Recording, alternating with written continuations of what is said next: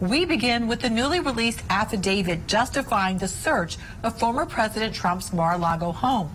The redacted document is 38 pages long and describes the government's multiple-month effort to recover the classified materials taken from the White House by Donald Trump. Newsy congressional correspondent Nathaniel Reed has been poring over these documents and joins us now live from Washington. Nate, what did we learn? Well, Natalie, as you said, 38-page affidavit. A lot of it looks a lot like this. It's entirely redacted, but this gives us the best understanding yet as to why the FBI took that unprecedented step of going to Mar-a-Lago to retrieve those documents.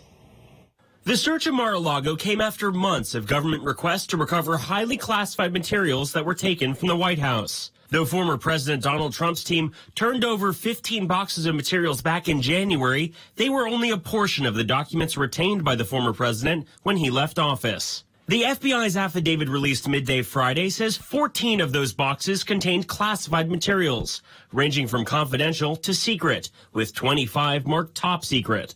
The redactions cover about half of the affidavit, but it does reveal some of the information came from a significant number of civilian witnesses. It goes on to emphasize the need to protect witnesses' identities and the identities of the FBI agents involved to ensure their safety. The FBI has reported a surge in threats against agents after the search. Just 2 weeks ago, an armed man tried to breach the Cincinnati field office and was eventually killed in a shootout with police.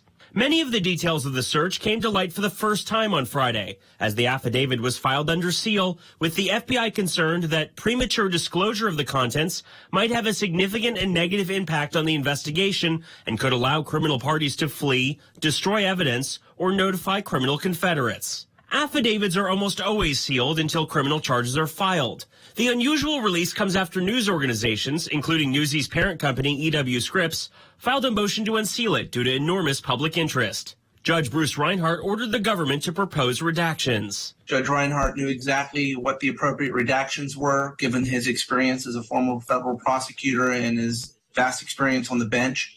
He's very aware of what the concerns the government has and the items that need to be protected while this investigation is ongoing. Now Senate Intelligence Committee Chairman Mark Warner says a bipartisan group of senators has requested a damage assessment of any national security threat posed by the mishandling of this information. And Natalie, it's important to underscore that's a bipartisan request, but since Congress is out, it's hard to ask the 8 Republican members of the Senate Intelligence Committee which of them signed onto this request to figure out if there was improper handling of those classified documents.